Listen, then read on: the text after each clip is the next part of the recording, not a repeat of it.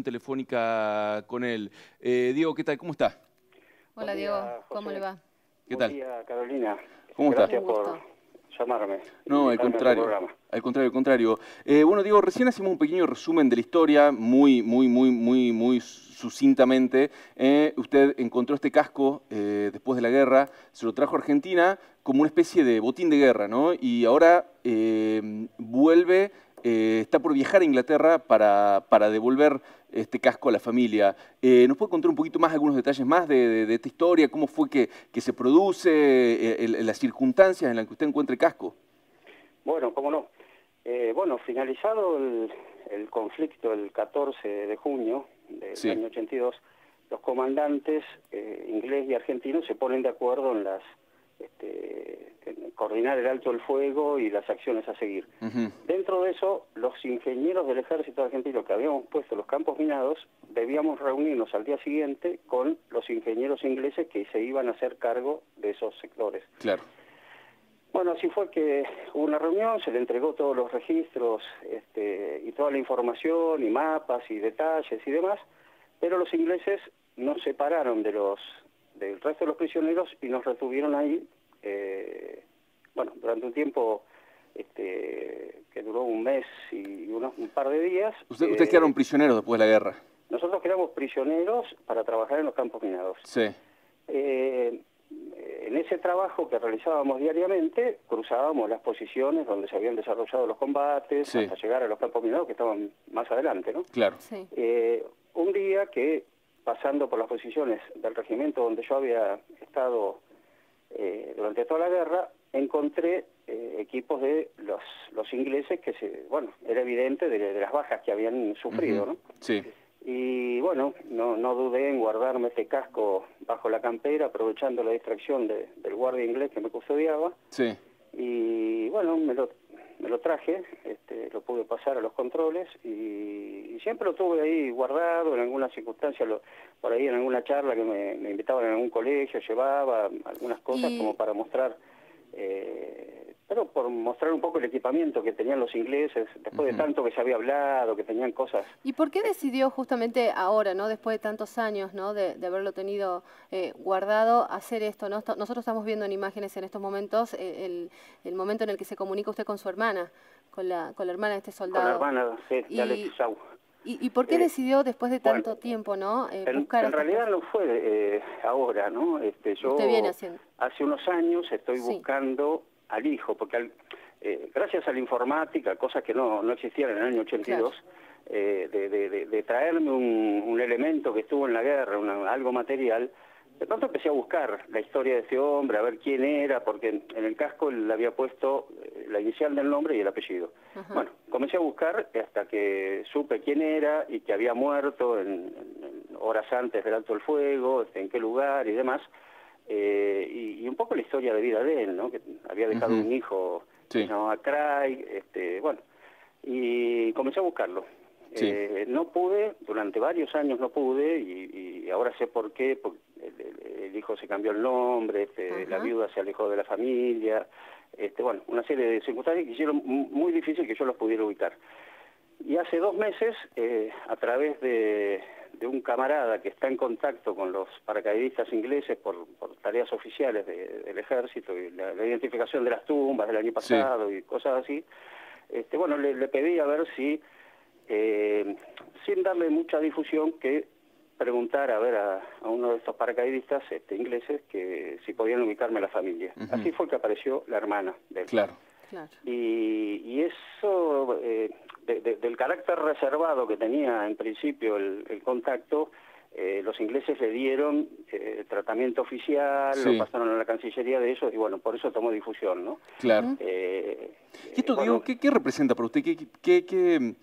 Imagino usted estuvo en una guerra, luchó contra ellos, vivió situaciones que ninguno de nosotros puede llegar a imaginar, todo lo que implica una guerra, por supuesto, y hoy, muchos años después, está por viajar a ese país que era el país enemigo, a encontrarse con esta persona y a devolverle el único elemento que puede tener en su poder la hermana de su hermano que murió en la guerra. Sí, yo creo que uno, con los 23 años que tenía yo cuando estuvo en Malvinas, ve las cosas de una manera y hoy a mis 60 cambia lógicamente, ¿no? Más cuando de ser un elemento material pasa a tener una historia, pasa a tener sentimientos, pasa a ver caras, pasa a ver familia que sufrió. Esta mujer, la hermana, Susan, tenía 15 años cuando su hermano fue a la guerra, ¿no? Y lo vio irse y nunca más supo de él. Es decir, volvió en un cajón, lo enterraron en su pueblo, en su ciudad, y creció toda la vida con la ausencia de su único hermano. Qué sé yo, son cosas que uno comienza a analizar y a sentir diferentes. Yo en algún momento me puse a pensar en este tiempo, al conocer las circunstancias en las que muere. Este hombre estaba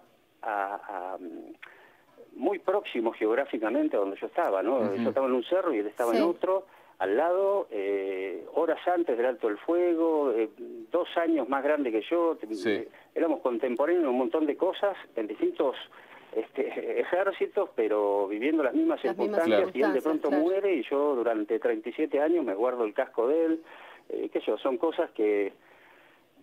sí, podría haber sido al revés también. Sí, pero además hacen pensar en que no es un elemento material ya el casco, hay toda una vida atrás, hay una familia, hay sufrimientos, hay penas, tristezas, y ausencias también, ¿no? Diego, le hago una pregunta. Bueno, nosotros estamos conociendo su historia por este hecho concreto, ¿no? Este viaje va a devolver ese casco, pero sin embargo usted ha trabajado también mucho, ¿no? En recuperar por ahí identidades de muchos soldados caídos argentinos en lo que fueron estos años y sobre todo allí, ¿no? Inmediatamente después de lo que fue la guerra. Sí, bueno, al quedar prisionero, bueno, todos los días trabajábamos, como digo, en los campos minados, ¿no? Sí. Y hubo un día que fue el día del paracaidista inglés, que no trabajamos, que con 2 cabos de infantería marina lo dedicamos a recorrer las posiciones, recogiendo los cuerpos de los argentinos que habían quedado esparcidos en los campos de combate, ¿no? Porque los ingleses durante varias semanas los dejaron abandonados, ¿no? Claro. Y bueno, gracias a un helicóptero que nos pusieron a disposición, pudimos reunir la mayor cantidad de cuerpos que se enterraron en el cementerio de Puerto Argentino. Sí, o sea, ustedes fueron, se podría decir, los primeros que recuperaron los cuerpos de los soldados argentinos, los primeros que les dieron sepultura. Sí, lo que ocurre es que últimamente qué sé yo, hay tantas deformaciones de la verdadera historia de Malvinas, ¿no? Con tanta injerencia de la política en los últimos años, que ha hecho inclusive, armó la grieta de Malvinas, ¿no? Los soldados contra los militares, los oficiales, suboficiales y demás, ¿no? Pero los muertos fue así, a medida que se desarrollaban los combates, se fueron enterrando perfectamente identificados en el lugar donde se desarrollaron los combates, porque hasta que los ingleses llegan a Puerto Argentino y toman control de toda la situación de las islas, hasta ese momento nosotros recuperábamos nuestros muertos, nuestros heridos iban al hospital, y a los muertos se los enterraba en los cementerios locales. Así fue en Darwin, así fue en Puerto Argentino, donde todos los soldados muertos durante todos los días de la guerra iban al cementerio perfectamente identificados. Finalizado el conflicto, sobre todo los Kelper reclamaron que iban a empezar a venir los familiares argentinos y demás, entonces lo comisionaron a Godfrey Cardoso, este hombre que tuvo tanta notoriedad el año pasado, para que reúna todos los muertos en los distintos cementerios y armaran el cementerio de Darwin. Ahí inclusive se produjo no sé cómo llamarlo, pero muertos que estaban perfectamente identificados pasaron a no estar identificados. A raíz de eso.